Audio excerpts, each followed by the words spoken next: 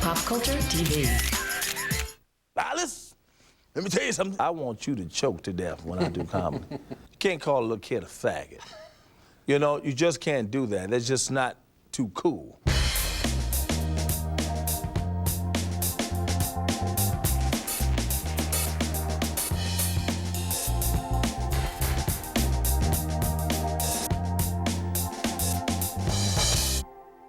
Bernie Mac has been a stand-up comedian for more than 2 decades, but he came to national prominence in the hit Spike Lee film, The Original Kings of Comedy. Lately, he has become a bona fide television superstar with his Emmy-winning Fox comedy, The Bernie Mac Show, which is essentially a sanitized version of his stand-up routine. Bernie Mac is also the author of a new memoir called Maybe You Never Cry Again. He truly is one of the most successful, uncensored comedians working today, balancing his message of self-respect and tough love with irreverence and outrageous off-color honesty. Bernie Mac, welcome to FaceTime. Thank you, sir. As a stand-up comedian, are there subjects you just wouldn't joke about, you'd never go to? I don't talk about God. I don't make fun of God. Because? I'm scared. I am truly, truly scared. I came up in that realm. I believe that. My faith is too strong to deal with that. To sit there and make fun of Jesus. It kept you from having sex, I read in one of your books, yeah, because of a fear that Jesus would come on. Because I was told that, you know, they had that old Southern voodoo stuff going on, telling you if you have sex, Jesus gonna bust your heart, gonna catch you. You know, when you get ready to release, he gonna bring you upstairs, the upper room, you know, all that kind of stuff. That's quite a religious idea. Yeah, but I, you know, I was scared, and I was dealing with this girl before my wife. Her father was a minister, and I grew up in the church, and she always said that to me, that her parents told her that, and I respect it. I never really forced or pushed that toward her because I always been a fan of respect. Respect was something that was taught to me and given to me, and that was a must. And I'm glad it was. When you go out now doing stand-up, do you get people who come to your shows that maybe just saw you as this nice Uncle Bernie on TV, and suddenly you're saying these extraordinary things on stage? Do you shock people who are new audience members? You always might shock somebody, but that's okay because it's all the educational plan. When my opening act goes out, I prepare myself for the whole day, and when he or she goes out for me, they setting up the tone. I'm listening. On a given show, would you go further than other nights because you think, oh, this audience isn't going to go for that, or this is too rough, or this is too raw for them? When I first come out, I'm hitting. And as the show progresses, I try not to I want you to choke to death when I do comedy. You know, I want you to catch your breath. I want you to tell me to wait. And the only way I can do that is by telling something that comes from my soul. That's when my jokes are very, very funny to my audience. I love to see the audience participate and say, yep, he's right, doggone. Show that's right, Bernie. Yep, and then I like to see the couples look at each other. You do that, you know, and almost start a fight about it. You know, and that means that you're tapping in on someone on a personal level. And that's what my comedy is. My comedy is real, it's personal, and I'm a storyteller. I deal with the facts. And I put a little twist of my perspective on them, but it's some identification that everybody that's there in that arena, in that circle, can identify with. Is there material, are there jokes on the Bernie Mac Show that you've cut out thinking, oh, that's too rough, that network Fox people have cut out? I've been very fortunate when I read the script, and I talk to my writers all the time. Don't practice trying to capture my voice. Let's stay on the essence of good stories. I'll bring me. You'll never be able to capture my voice. I know what's going to work from Bernie Mac's perspective versus, and that gives me that edge. So I don't have to bang on tables, and I'm not a holler and screamer no way. So you're not going in there, the little kid who on the show is this effeminate boy that you're worried about, whereas in your act, you know, you say he's a little fag. Yeah, I mean, but see, that's stand-up. Yeah. See, stand-up, that's up close and personal. I couldn't bring that to television.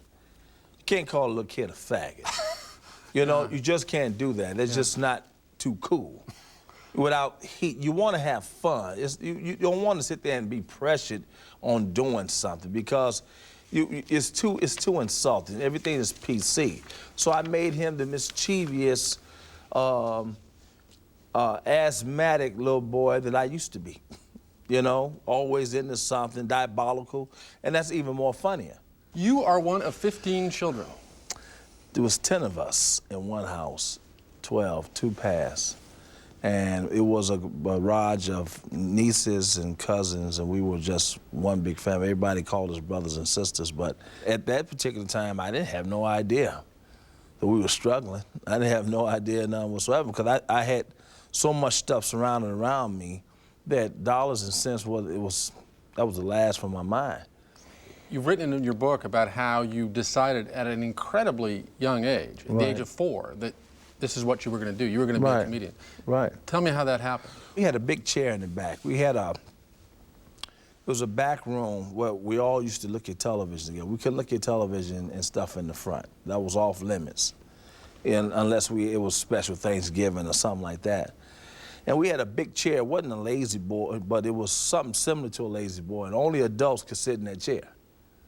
And my mother was sitting in that chair, and she was weeping. And I crawled on her lap, and I kept asking my mother, what was she crying about? And she said, nothing, son. She started to rock me, kind of, sort of.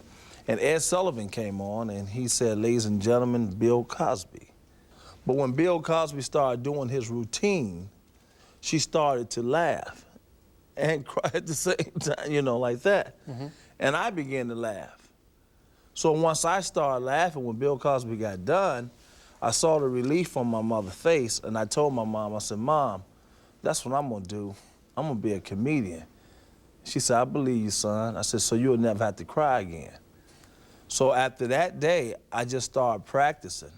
Television, we grew up on television. What did you watch? What did you love? I loved everything from Lucille Ball to Andy Griffin, George Burns, Steve Allen. I watched the Flip Wilson Show all the way up to Diane Carroll. I grew up on Dick Van Dyke, the Beverly Hills. So the Lost same in stuff Space. as all of us, yeah. Right. I grew up on all those shows. And then Alfred Hitchcock, I started learning how to dissect stories. Knowing where the plot would come in, I could tell you who did it. Perry Mason. I used to just bust my head trying to figure out who did it and why they did it. And those things, the Outer Limits and the Twilight Zone, and I just started learning how to write. I just started practicing it. And at that point, you were still saying to yourself, I'm going to be a comedian and a storyteller, and I'm going to do this. That's what and I used to just live it. When I got a little older, where I understood what I really wanted to do, I used to get the TV Guide on Sunday. And I used to listen and read Johnny Carson, Dinah Shore. I used to see what comedian was going to be on there. And I started to begin to learn how to do material. And then I learned how to deliver punchline. I used to try to say it with them. I tried to see the joke coming before it came. And it just became a passion. It became so much a part of me that I started getting on people's nerves. And I would get spankings and things like that because I was so dedicated to the joke. The love that I had to bring laughter to people, it was almost like it was a sickness. Was it so strict that when you wanted to crack wise or be funny that somebody hit you, or could you be funny? Well, it depended on what we were being funny about. We had to do things with the utmost respect, but we were still kids. We mimicked and we made faces and we talked among each other. But for the most part, I didn't think it was being strict. It was just a family of strong discipline. My grandfather was a deacon. My grandmother was the mayor of the neighborhood. My mother, she was the educational individual. When we came home from school, we had to do our homework before we went outside. My grandmother checked it. We couldn't do a lot of things that were street-oriented. We had to do everything together. Everybody teased us all the time, called us the church family. For the most part, from where I lived in Chicago, they saved our lives. Blacks grew up on white shows. You're watching Trio Loves Fame, a month-long obsession. Night, every night in February at 9 Eastern. Trio Pop Culture TV.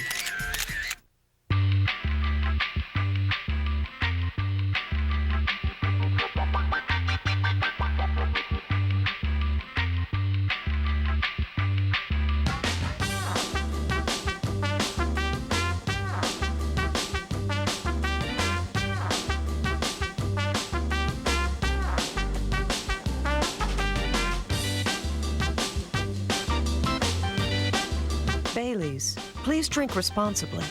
If your family doesn't have health insurance, you're paying too much on medical bills. Well, that stops right now. Welcome to Prudent Choice. Prudent Choice is a network of premier doctors and hospitals offering huge discounts of up to 50, 55, 60% on health care services. And because Prudent Choice is not health insurance, there are no deductibles, no waiting period, and you can't be turned down for any pre-existing condition. Join now and receive a bonus of free dental exams. Call 1-800-893-1852. Have you ever wanted to develop your artistic abilities? If so, you may already have the interest and desire needed to become a serious art student. To find out, simply call toll-free and Art Instruction Schools will send you this enjoyable art test. There's no cost or obligation. Take the test at home in your spare time and mail it to us when you're done. Our experts will review and score your test. Since 1914, we've helped thousands of aspiring artists become more skilled, more confident, and more creative in their art. Whether you're interested in realism or fantasy, figure drawing or cartooning, you can pursue your vision under the expert guidance of our talented instructors. Call today for your free art test. We'll help you become a better artist. Call 1-800-927-5544.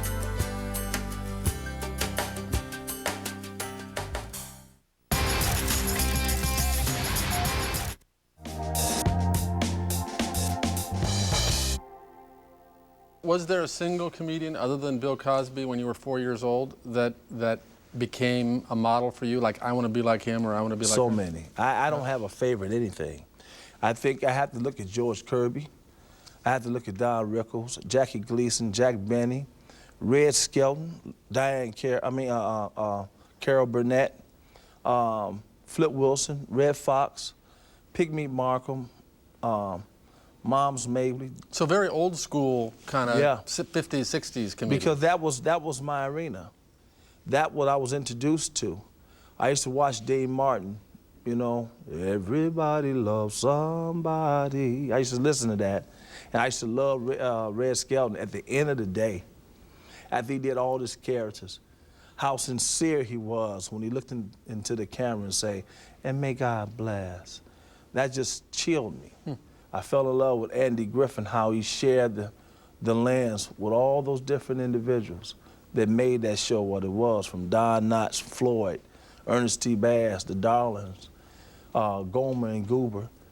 And I saw all that, and it taught me how to really give of myself for the welfare of the show. And you didn't feel, oh, like Andy Griffith, it's a very white show. You didn't feel, oh, I'm excluded from that because I'm black? No, it was funny. You know, blacks grew up on white shows. Yeah, those things didn't exist until later on. We started becoming PC.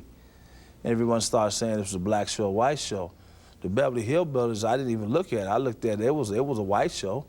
Well, they was from the southern background. Jethro Bodine was ignorant as the day was long. But that's what made them funny. It had nothing to do with color. Jerry Lewis had nothing to do with color. Jackie Gleason was one of my favorites. How Jackie Gleason can come out and attack the lens. Whoa! You know, he was so over the top. Alice, let me tell you something. I mean, all that was so funny to me. Today you get arrested. I love an individual that can go out there, is not afraid to cross the line and tell and deal with the issues from their perspective. Right, wrong, and indifferent. Don Rickles had a style where everyone knew when they saw Don Rickles that you was part of his act. When he came by, you was damn near sliding under your seat. He had no respect of person, and even at that time where we were dealing with top issues, we was dealing with racism, Martin Luther King, and voting, and all those sort of things. Vietnam was going on, and Don Rickles had no respect of person. but you knew it was a joke. Richard Pryor took stand-up to another level. Richard Pryor, to me, was a modern-day Red Fox. Red Fox was called, he was blue, he was raunchy, he was X-rated. But Red Fox, I've seen priests listen to Red Fox and just crack up laughing. And Pryor could take that working blue and do it in a mainstream way. Yes, that Red Fox he never could. And he talked about himself. That made it unshameable to be able to go out and laugh about yourself. All those individuals had something that made me who I am, because I've taken a page out of all of their notebook. And I give tribute and homage to all of them, even from Jack Benny. Jack Benny taught me how to gesture, how to just look at the camera and say so much. Harpo Mark taught me how to not say a word, but say everything. So I've learned from all those guys. You have really studied, haven't you? Yeah, I've been a student of the game all my life. And I say that with love and with passion, because in order for you to be what you say you are, you got to go to school. Obviously, in your stand-up act, you go one way, and as I say, raunchy, you know, bad language, very funny. You have to do something very different on a Fox broadcast show. Is that tough for you to try to sort of clean it up and keep it so tightly under control for television? No, and I tell you why. I looked at Richard Pryor, and I looked at Don Rickles, and I looked at Jackie Gleason, and I looked at all the few people that I named, and I saw, to me, Don Rickles and Richard Pryor were the funniest two individuals on two legs. But I saw what television did to them. Television handcuffed them. It watered them down.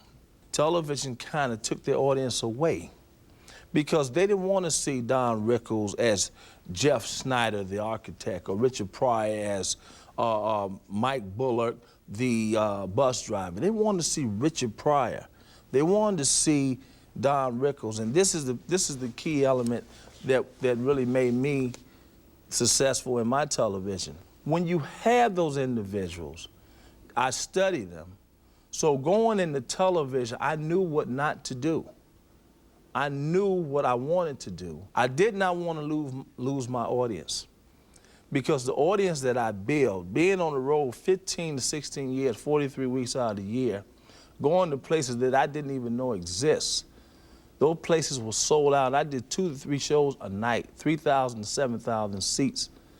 Those people made me. Had I gone on television and done anything contrary to what got me here, those people would have been disappointed. So the character of Bernie that you play on television is a version of what you've done for 20 years on the road. It's a version, but it's also, stand-up is a different beast. Stand-up is different from television. I can go out and I can talk about relatively anything I want to do, because it's up close and personal. People pay whatever amount of money they want to come see me to hear me make a joke of whatever issue that's on my mind. I can talk about the war, Bush, or whatever it is. Television, you have to be a little bit more discreet.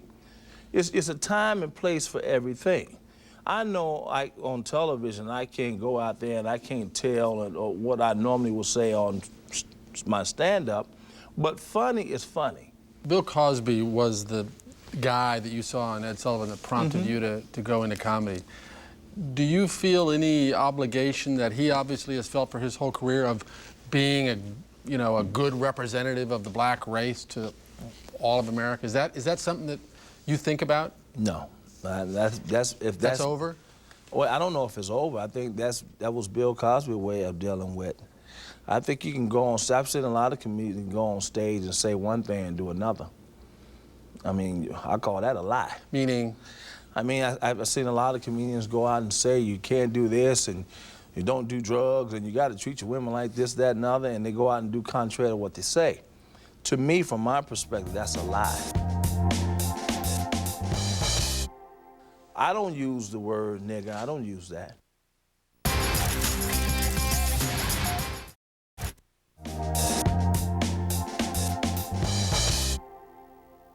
Since Richard Pryor started saying nigger in his act, it has become almost a routine thing. Is that a bad thing? Is that a problematic thing when that becomes so kind of free and easy in the comedy culture? Well, being a black guy, I've been black a long time, man. And, Really? I hear that word more so from my own than I ever hear, any place else. Richard Pryor made it a joke. He made it a tag. Mm-hmm. I don't use the word nigger. I don't use that. Richard Pryor was a master at it. It was a time when you can go and talk about drugs, and he talked about being on fire, and it was hilarious. I see a lot of comics try to take that same path.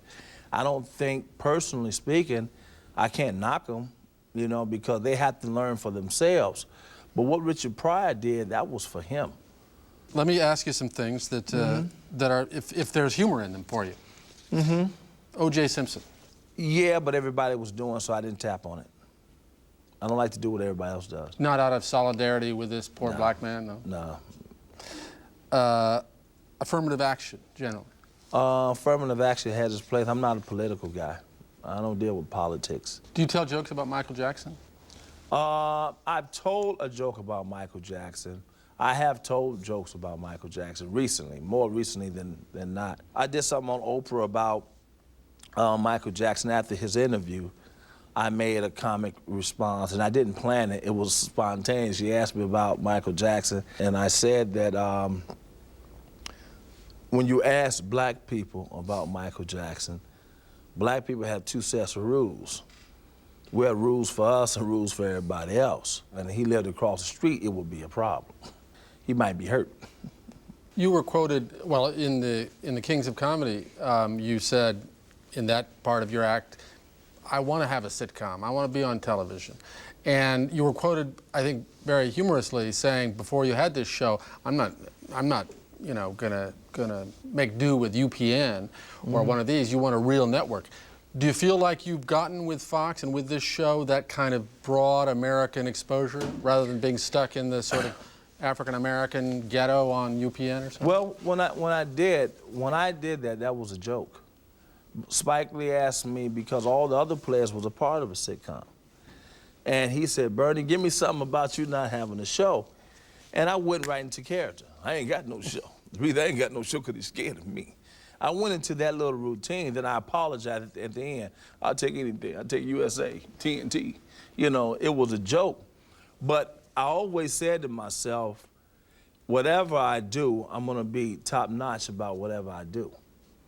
I didn't want UPN or WB, and that was no disrespect to them. But if I'm gonna play with the majors. It must please you that you are doing so well in general with this show. You're the #1 show most weeks, as I see it in the Nielsen ratings, among black audiences, and now you're up there in the top 20 regularly among all audiences. Have you very consciously designed this show to appeal to not just the black audience, but everybody? I sure did. I mean, because, that's goes back to hearing the voices. Because I heard so often that Bernie Mac is a black comic. He was a Def Jam comic. And that was the only reason because they didn't know me. You have to understand, Hollywood just not really getting introduced to me. So, was I bitter about it? No, I'm not a bitter man. Nothing bothers me. I bother it. It gives me something to shoot forward to. I have no pressure on me. I can go out and I have fun. Still to this day, I have fun. I look forward to shooting Monday through Friday like a movie because I fell in love with 150-something people. If you become a movie director and continue to be a movie actor, will you keep being a comedian? Is comedian the constant for the rest of your career, do you think? I truly hope so. And I feel in my heart that it is. The only way that I can really see myself not doing a stand-up anymore is when I've just personally burned the hell out. I ain't got nothing else to say, and the audience is tired of me. But comedy is something that, from the old school, I can go to Vegas. I can go and do my little thing and play golf in the morning. And you have it figured out in this very 1960s Jackie Gleason kind of way, don't you? Yeah, I can go to Vegas and do my set, man, for 5 months out of the year, you know, if push comes to shove. I'm just trying to organize my career. That's all I'm trying to do. I'm not trying to sit there and I have to work the rest of my life. So I have a plan. I always had a plan. Clearly. You know, and